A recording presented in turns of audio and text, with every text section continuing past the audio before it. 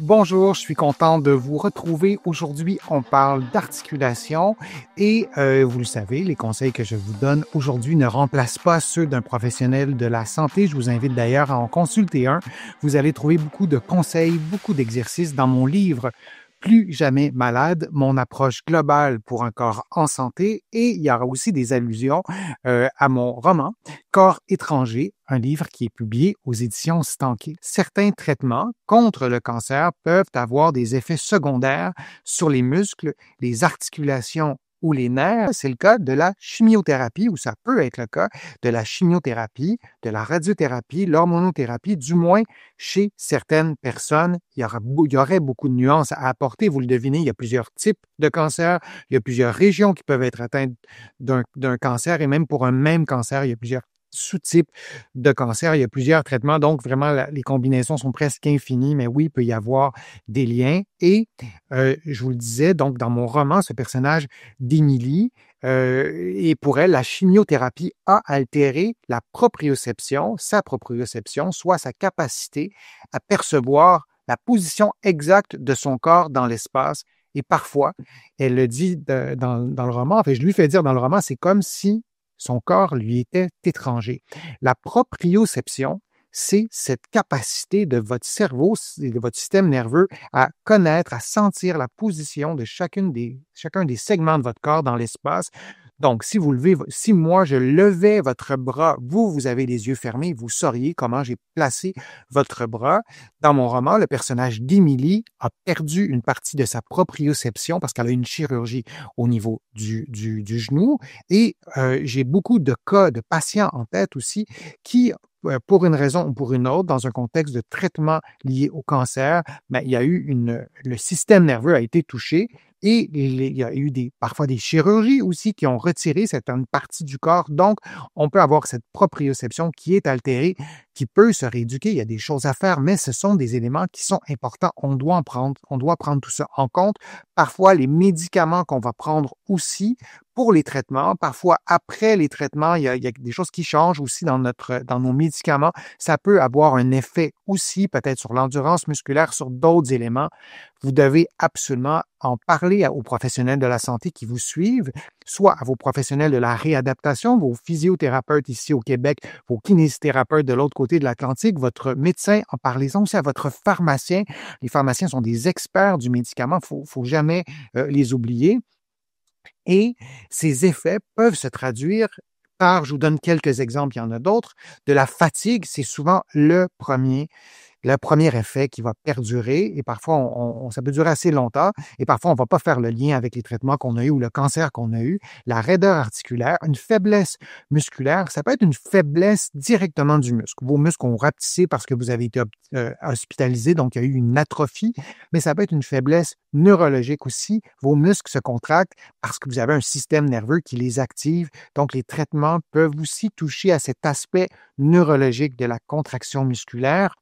Des engourdissements, on peut avoir aussi une toxicité de certains médicaments, des douleurs aussi, des douleurs locales à l'endroit où on a eu notre cancer. Des fois, ça peut être à d'autres régions aussi, perte d'endurance, etc. Vous avez une référence scientifique, vous pourrez aller explorer. C'est souvent assez simple à lire, vous pourrez la trouver facilement. C'est en accès libre sur le web.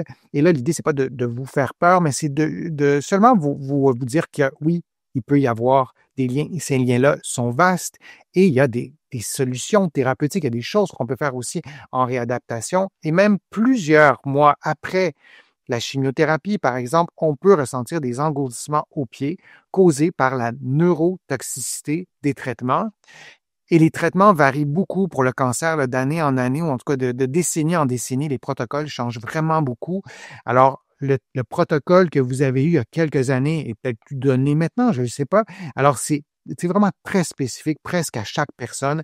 La réflexion doit avoir lieu, l'évaluation médicale doit avoir lieu, l'évaluation aussi en réadaptation, et vous pourriez avoir des engourdissements aux pieds ou de la faiblesse aux pieds qui vous causerait, par exemple, des entorses parce que votre pied n'est pas assez fort pour tenir ou pour réagir rapidement. Alors, des entorses à répétition, en creusant un peu, on peut faire un lien avec des conséquences des traitements qu'on a eus pour traiter un cancer.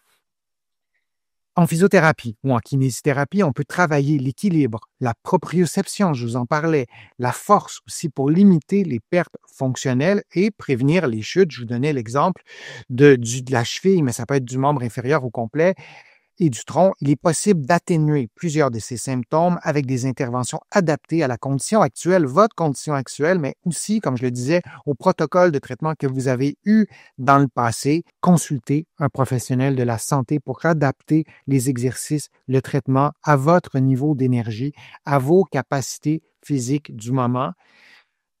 La fatigue, c'est un élément qui est parfois difficile à mesurer. Ça ne paraît pas. Même nos proches, les gens qui nous entourent, nos collègues de travail, ça ne se voit pas. Mais vous l'avez. C'est pas juste dans votre tête, la fatigue. Parfois, je dis juste dans votre tête parce qu'il peut y avoir une fatigue cognitive. On a de la difficulté à se concentrer. Ça peut être une fatigue physique.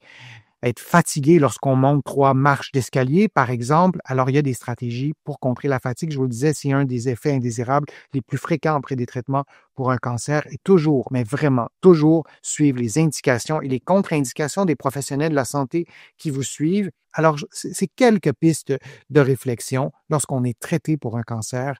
Il peut y avoir des séquelles ou des effets indésirables musculo-squelettiques, respiratoires, neurologiques qu'on peut traiter en réadaptation, en physiothérapie ou en kinésithérapie de l'autre côté de l'Atlantique. Et c'est vraiment très utile de le savoir et ça peut vous aider vraiment beaucoup. Je vous remercie d'avoir été présent. Je vous remercie de vos questions. Je vous remercie de votre participation, de vos commentaires sur les réseaux sociaux. Je vous lis tous. J'essaie de répondre à un maximum de commentaires, mais je me sers de vos questions, entre autres, pour amorcer de nouveaux contenus sur ma chaîne. Merci aussi de vos contributions. Vous le savez, sans elles, je ne pourrais pas vous produire autant de nouveaux contenus. Vous allez trouver beaucoup d'informations dans mes livres qui sont disponibles ici au Québec, en librairie et sur le web. Mes livres sont aussi disponibles de l'autre côté de l'Atlantique, notamment mon livre Plus jamais malade. Il y en a d'autres, il y en a sur la marche, il y en a sur les problèmes de dos, etc. Donc, ça me fait plaisir de lire aussi vos commentaires sur mes livres. Merci encore de votre présence. Je suis Denis Fortier. Je vous dis à une prochaine vidéo, à une prochaine fois. À bientôt.